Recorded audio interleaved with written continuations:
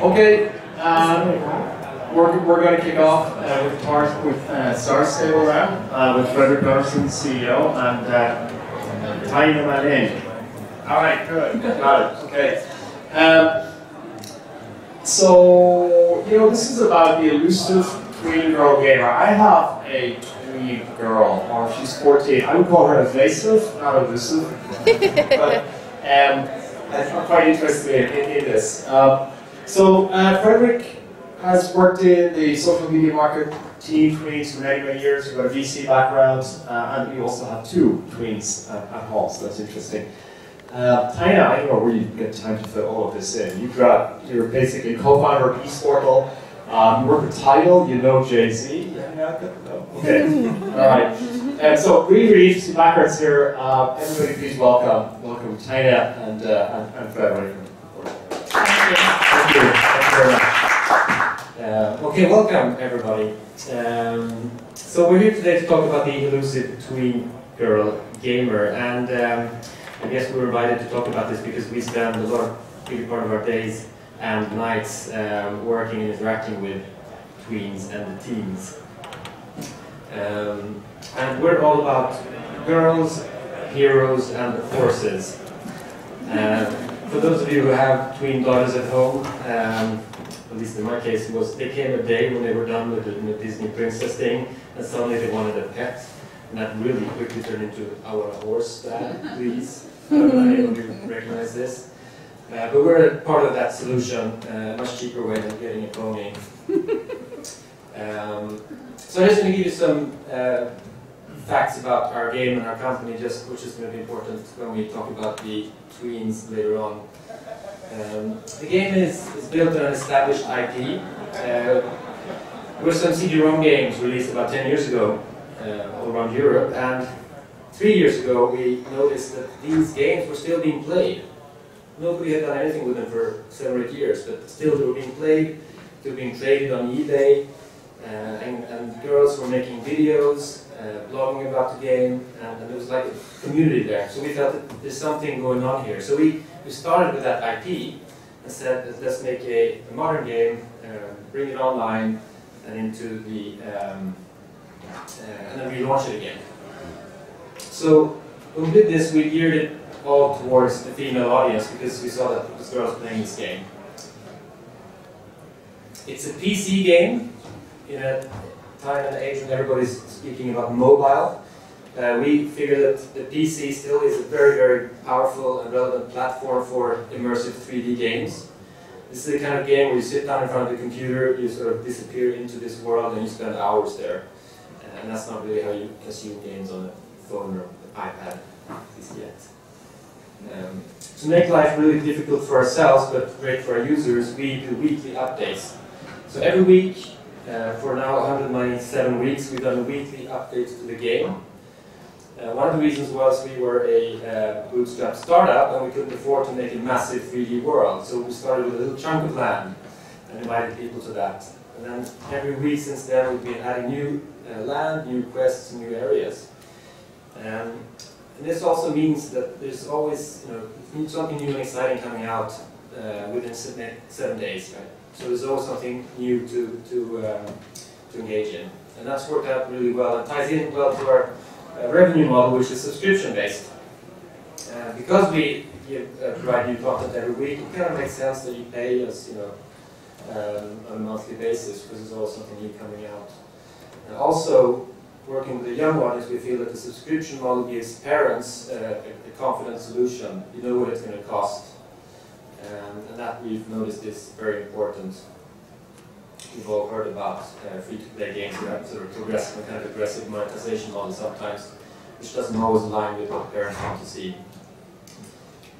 So when we started this endeavor, a lot of our advisors said this is a really bad mix of things. Do girls play games at all? PC, really? Subscription model? But we decided to go ahead anyway, and next slide. And now, 2.5 years after launch, we have 6 million accounts created, spread over 180 countries, the US being the single largest market. A large and growing community of very, very engaged tweens and teens. They've created somewhere north of 150,000 fan videos. Their horse riding in the sunset. They edit the story about their friend who just left them and they're sad, or a boyfriend or whatever. 98% of our players are girls, and they range, the age range is 8 up to 17 years old. And it starts at 8 because that's actually something Tiana's going to be talking about later. So this is a computer game, it's all about visuals and experience. I'm going to show you a short video. This is actually from one of our TV commercials. It's running with Nickelodeon. Here you can see all these horses and players are actually real players, not computer-generated ones.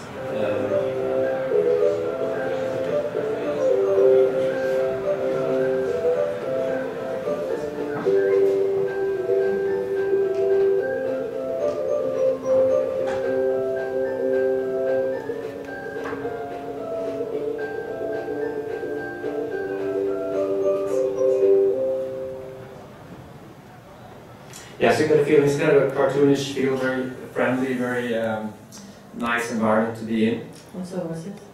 Lots and lots of horses. I think we're probably one of the biggest horse outlets in the world. We've probably sold north of 1 million horses. So that brings us into what we're all here for, the Tween Challenge. And I'm going to hand over to Tiana to talk about that. Right. I think a big part of our magic is really that we attract girl gamers from the ages of 8 to 17. Most of the girls, they start playing Star Stable when they start to read. And they stay with us, and we journey with them until they're almost young women. The tween girls are sophisticated and complex, and in our opinion, this is really the most complicated and challenging part of our audience. They, at the same time as they are still playing with their cuddly toys, they're reading their mom's or their older sister's magazines. They are technically savvy. They've already been using the iPads and other devices, but yet they're not really allowed to get out there on internet. And we think that the MMO is a great introduction to for these girls to start interacting socially, and also to try out their persona in role-playing. And we also understand that the educational part of gaming is really important for the tween girl gamer. As Fredric mentioned before, in our game, the avatar, meaning you, are the hero. And a lot of the quests that you have to do to level up your horse is educational. You learn to take care of your animals, you learn to take care of yourself, you learn to build bridges, and more than anything, you learn to challenge yourself, which is really what the tween girl wants to do in the game and outside of the game. And so we think that this is really something that is very, very important for the tween girl, and that we try to cater for. And the heroine part, that such a difficult word to say for us, is a very, very important and the most attractive part for the teens playing our game. So saying that, you know, it is also challenging. I mean, these girls are growing up to become what they think are independent individuals, but they're yet asking and seeking and having to seek guidance from their parents. So this obviously creates some challenges for us. So for the, can you hear me? Yeah. So for the sake of this discussion here, we've divided these challenges up into 3 blocks. One being the content challenge. A 8-year-old and a 15-year-old, they consume very different things. One is, you know, more maybe Disney, and the other one actually watches Harry Potter. The other challenge is safety. You know, we're very protective of an 8-year-old, whereas a 15-year-old, you know, we have a longer leash. So it changes over time. And also from a marketing perspective, there are certain challenges that present themselves. So when it comes to content, we've noticed in our game that they consume the game very differently. So the 8-year-old is just really happy with his pony and can take care of the pony and ride the pony and play with the pony. And what we introduced was saddle packs where you could have pets like puppies and cats and rabbits, and they just went bananas. So the game for them is very oriented around that. When you get slightly older, Harry Potter age, maybe you reach 11, the adventure part of the game becomes more and more interesting. And the horse is more of a tool to explore that adventure and consume the adventure. And in our case, we have about 250,000 words worth of text in the game that describes what's going on. We have evil forces and good forces and evil corporation trying to exploit the island and things like that. So that consumes them. And then when they go yet older, the social aspects of the game become much more interesting. The role play.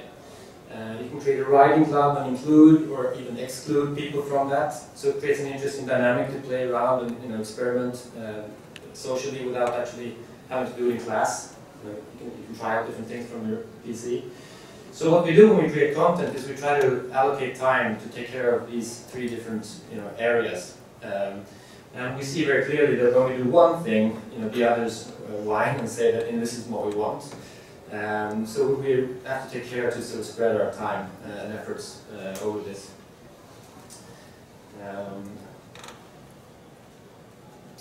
Yeah, that about content. The next challenge is safety, where again they're very different animals. Right? When you're 8, you kind of cuddle up to working with mom and dad, and life is pretty safe and secure. When you're 15, you want everything but that, right? You want to stay up late at night. You want to take care of yourself, and we need to cater for both of these. So selling a product with safety is great for younger audience, but for a 15-year-old, you could actually shy away, right? So we have very high ambition when it comes to providing a safe environment, but we don't want to talk about it too much because we want older teenagers to stay there. This is an example of the complexity is that we have a chat in the game, and it's a social game, so we want people to talk to each other. But we don't want them to share personal information like phone numbers or emails and things like that, right? Because you don't want your young kids to do that. But that then, of course, limits the virality of the game because we're actually prohibiting 17-year-old kids from exchanging phone numbers and email addresses or Skype names, which is a pity. So that's an example of how this plays out for us. Also, there's a complexity. I wrote COPPA here because we're in the US and COPPA is a big issue here. In Europe, we have a number of countries, each and every one with its own take on these rules and regulations, and they're not aligned. So we've chosen to comply fully up with COPPA, but we're in lots of discussions in Europe, and it's very cultural. What's considered a problem and what's not considered a problem. Okay, we'll move on. Time flies. So over to time. So then we have the marketing challenge, and the most obvious and channel for marketing for most companies is obviously online. With the tween audience, that is not possible because they're not really allowed to be there.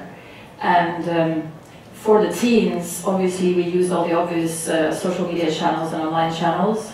And we know that a lot of that zippers down to the tween girl, of course. But for the tweens, I mean, we come from a startup environment, so TV is not really where to start for economical reasons.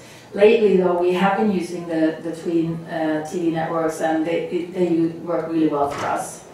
What does work for the whole range of our audience is really YouTube. YouTube is queen, and there is so much user-generated content out there. As Fredric mentioned before, 150,000 video clips on YouTube made out of our community and posted somewhere around 2,000 to 2,500 clips every week. There's so much effort and time going into this, and I'm just going to show you one out of hundreds of thousands. or at least 150,000.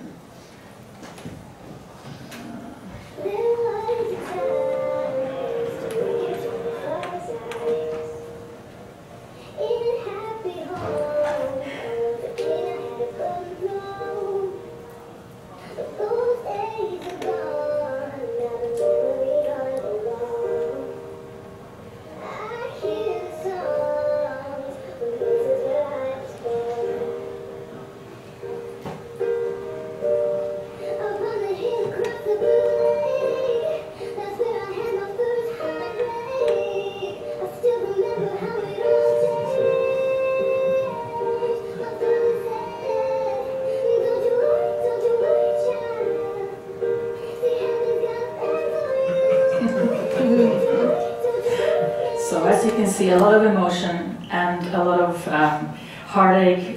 You take a #1 global hit, you put some emotions and some drama and some Star Stable content. And the people doing this are like 12, 13 years old. You know, that's Absolutely, amazing. this is all heard by the Tweens. So I'm just going to quickly end this session with talking about the community because they are so important to us. This is really the lifeblood of our game and a success. As Fredric also talked about earlier, our weekly updates, that is important because these guys are not just consuming the game, our community is really producing the game.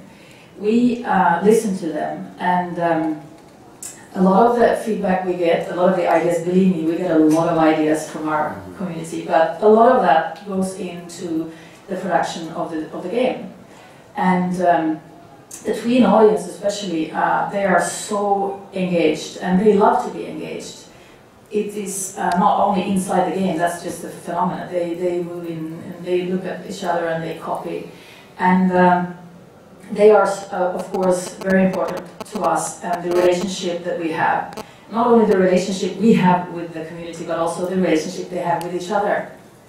And we try to, as much as possible, meet with them outside the game. We travel to different countries, and even on business trips like this, we would set up a fan meeting if possible. And the Tween girls, they love to travel. They come with their parents or their younger brother or sister, and we've met up with people all over actually in a lot of places in the world. And I just need to say that is such an important thing. I mean, we have so many stories. And we have 1 minute to go, I see now. So I'm just going to quickly tell you one of my favorite stories. You see the fans up there with the coffees? Now, our servers were down one day, and that's not supposed to happen, but it did. And so our social media manager he kept posting, we're working, our developers are working really hard to fix the game, we're going to be up soon, and it was actually dragging out. Now, at one point he said, so our developers really need to go and grab a coffee, we'll be back. 2 hours later, some Swedish players turned up, knocked on the door, and they had takeaway coffees for the whole office. I mean, isn't that just fantastic? I mean, that's a memorable day. You know, and there's thousands of these stories, and you know, I have been, as in the introduction mentioned, in the music industry, and I dare to promise you, we get more fan mail than any average boy band out there. Like you don't want to be our mailman at Christmas. That's very favorite. That's part of our Christmas cards from last year. I mean, these situations really turn out to sort of spontaneous focus groups for us, the meets and greets with the fans and players. Great. Thank you. I'm sure this is impressive. I definitely have some, but do you want to go first? Scott, there you hand up first. Certainly, thank you very much. My name is Fredric. I'm just curious, what is the nature of your content updates? Is it story extensions? Is it content, awards? What is it that you're doing every week? It's really a mix of quests, new pieces of land opening up, different type of new horses releases. It can be, it's a good mix, and again, we try to cater for the full range of our players and the different age groups. So we have a couple of bigger releases every year where we release a new part of the world, for example. Thank you. I just have 2 quick questions for you. The first one is, you said you had 6 million accounts, how many of those are active? And the other one is where are you most popular in the world? What countries? Good. So we have about 300,000 players in Nordic, which is this island, every month. So 300,000 active players. And they're distributed about 1/3 in the US, 1/3 in Northern Europe, and 1/3 the rest of the world, just to give you a better picture. Yeah, I have a quick question. When you say that you have obviously the different experiences for the different age groups, do you restrict access to those experiences by age group, or you just counting on the younger ones not being interested in the adventure of the quest versus the cats, say? Yeah. No, the game is identical for everybody. So regardless of age, you have access to the whole story. So we basically see it in behavior patterns, statistics, how they're consuming the game. What are your strategies for doing the chat?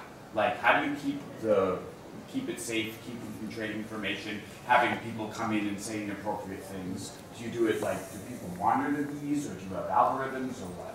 So a mix of a number of different things. We use crisp thinking for chat filtering. Yeah. In the US we have a white list, so everything's forbidden except what's on the white list. In other countries we have a black list instead. It depends on the game, cultural setting, and what kind of technical solutions we have. But we also have 17 nationalities at the office, so people begin to talk 17 different languages to be able to work with the white and black lists, but also to randomly skim chat logs, be in the game. So we're very accessible and very present all the time. Our game masters out there running around. So a mix of all these things together. Some of our older players, like our key players, they act as gatekeepers for us and keep an eye out in the game. And also, they play a big part in being a role model for the tweens. So it's a very important part of our game logic as well to use them. It doesn't turn into, I mean, you don't have instances of bullying? Pardon? Okay, yeah. So young girls aren't always nice to each other. Right. No. And a large chunk of the time we spend in customer care is actually resolving issues between she said this and I did that, and so things like that as well. But having a subscription model, they're all paying members, so we feel that they all deserve the time and attention, and also We can because track it's a that. subscription model, we have the financial resources to do that, which wouldn't be the case, I think, in a free-to-play environment, because you just can't afford to give that level of service to everyone. And then what is your localization strategy? Do you just pick a couple languages, or is it available? 11 languages today. And basically, it's been where the game takes off. We've chosen to translate it, and then when we do that, we offer payments in local currency. We translate all 250,000 words, which is like a big job. And then we have the customer support in that language at the office to work with that. So to launch a new language or territory for us takes about 3 to 4 months with the translations and everything that has to be done. Okay. Tiana, Fredric, thanks for your time. I'm sure there's possibly some more questions. Would you take some outside? Absolutely. Yeah, absolutely. That'd be great. Thanks again for a wonderful talk. Thank you. Thank you.